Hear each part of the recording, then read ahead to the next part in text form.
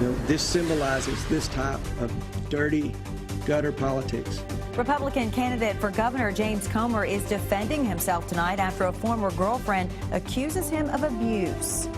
What those who knew a young pizza delivery driver want to see now that a second suspect has been arrested in connection with his murder. A big crowd packs a Lexington cathedral as the new bishop of the Diocese of Lexington is ordained. We'll hear from some of those who watched today's ceremony. Tracking, alerting, protecting. This is WKYT News at 6.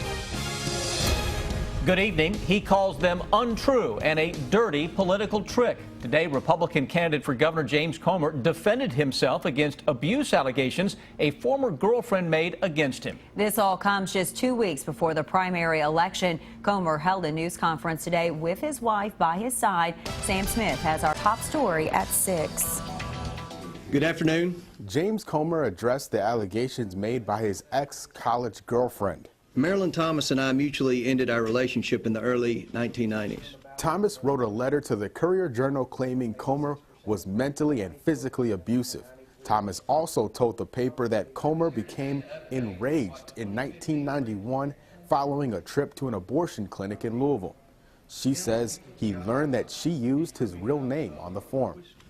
I flatly deny the allegations that we had an abusive relationship. Those allegations are untrue. Comer says he hasn't seen Thomas since 2001 and says she even gave him a gift then. And it's not a coincidence that this has all come out 2 weeks away from the primary election. He blames his political rivals.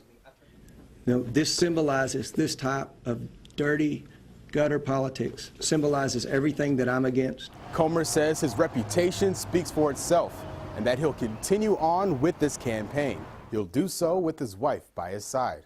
I married him almost 12 years ago, and I would do the same thing today. In Lexington, Sam Smith, WKYT. Comer says he could pursue legal action against the Courier-Journal and Thomas. The accuser has supported another Republican candidate, Hal Heiner, on social media and has also donated money to his campaign. The victim's friends tell us it's another step closer to justice. Lexington police have made a second arrest for the murder of a pizza delivery driver. Police charged 28-year-old Cameron McClellan with murder and robbery. And this comes a week after police arrested another man, 30-year-old Antonio Lewis, on the same charges. Our Garrett Weimer has an update on the case. Salahuddin Jitmud's death has shaken Lexington's Muslim community. The Prophet Muhammad said, he says, society is really one body. And if we love one another, then we all hurt when one part of the body hurts. Now with the arrest of Cameron McClellan, those who knew Jitmud say they can take some comfort knowing another suspect is behind bars. Investigators say Jitmud was delivering a pizza when he was stabbed to death April 19th. The first suspect, Antonio Lewis, was arrested a week ago and charged with murder.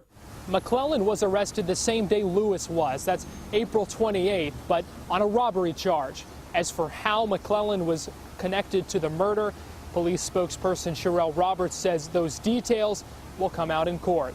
Dr. Bagby says Jitmud's family has told him they want the suspects brought to justice, but Bagby says they all hope to see some good come from a terrible situation.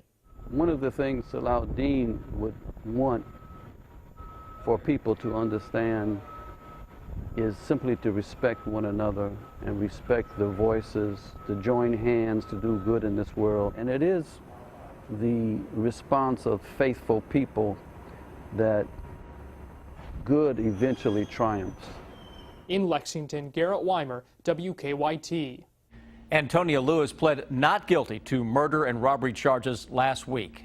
Funeral arrangements are now set for 6 members of one family killed in a Wayne County crash. Police say 41-year-old Tina Proctor, 25-year-old Audrey Ellis, 12-year-old Nate Proctor, 4-year-old Red Barnhouse, 2-year-old Zoe Bertram, and 17-month-old Jace Bertram all died Friday night in the crash near Monticello. One service will be held for all 6 victims. The visitation will begin Friday morning at 11 at Hicks Vaughn Funeral Home in Monticello. The funeral will follow at 2, also at the funeral home. Instead of flowers, the funeral home asked donations be made to the family's memorial fund. Witnesses are now describing what they saw during a trooper-involved shooting in Wolfe County. It happened late last night off Highway 715 in the Pine Ridge area. State police say they were called there for a report of an armed man. When they arrived, they say they found 39-year-old Matthew Preston. They say he refused to drop his gun and then fired shots at troopers. Witnesses say state police tried to talk Preston into surrendering. They just kept trying to talk to him, being nice, saying, "Hey, bud, we're not here to hurt you." And then he yelled out, he's like, "Let's see how gunshot you are." And then there's 3 or 4 more rounds fired. State police say they returned fire, hitting Preston. Police say he was airlifted to UK hospital, but his injuries were not life-threatening. Preston is now in jail, charged with 2 counts of attempted murder of a police officer. His wife told us he has mental health issues, and the family wanted to get him some help. But she says they were not able to do that because they do not have insurance. New developments tonight in the case against a man charged in a triple murder in Boyle County. Our news partners at the Herald Leader report that a judge has set a hearing to determine if Kenneth Keith is competent to stand trial. That hearing will be June 8th. Keith recently had a mental evaluation in prison. Police say Keith killed Michael Hawkinsmith, Angela Hawkinsmith, and Daniel Smith at a Danville store in 2013. The trial of a Lexington man accused of killing his girlfriend is winding down. Court workers tell us the jury is expected to begin deliberations in Chico Rucker's murder trial tomorrow. Lexington police say in 2013, Rucker killed Almia Ferris and left her body behind an apartment complex on Marietta Drive. Investigators say Rucker told them he killed her in self-defense. A power outage is causing traffic troubles near downtown Lexington right now. According to the Kentucky Utilities outage map, 896 customers are without power in an area just north of downtown from West Main Street to North Broadway to Coolevin Park. Traffic lights are out and it's slow going, especially along Main Street near Newtown Pike. KU has not responded back to us to tell us what caused the outage. The power is not expected to be restored until 7:30. What's next for the Centrepointe development in downtown Lexington? Last week, city leaders told developer Dudley Webb to fill in the block. They claim there's been a long pause in construction, but Webb responded with threats of a lawsuit against city leaders. And today, some Urban County Council members raised new questions. Jordan Valines joins us live with the update. Jordan? That's right. At the beginning of the meeting, they weren't even referring to Centrepointe by name, only referring to it as the topic, as council members discussed their concern over not being involved in decision-making regarding the topic. Now, council member Bill Farmer was one of the first to bring up that topic. He said that when the city's attorney sent the notice to the web companies regarding Centrepointe, there hadn't been sufficient discussion between the council regarding the city taking that kind of action. Another council member said that the council wasn't being treated with respect, and the council members had questions but weren't getting answers. The mayor responded by saying that the administration was only doing what they believed to be the right choice in regards to holding Dudley Webb responsible for the progress of Centrepointe. At one point, we're a legislative body, a deliberative body, an interested body. And I just wonder, in this relative time frame or group of events, how were we left out of any part of any conversation that related to the topic? And after the meeting, the council went into closed session to discuss possible litigation. Live in Lexington, Jordan Valines, WKYT. All right, Jordan, thank you. Sam? A stretch of summer-like weather continues across the Bluegrass, and you may notice more muggy air moving in. Chief Meteorologist Chris Bailey has an early look at the forecast. It is early May. Allegedly, the calendar says so. Mother Nature, though, Sam, has something else in mind. If it's going to be a summer temperature regime out there, you might as well throw some muggy air into the mix. I mean, why not? Let's go all out for it.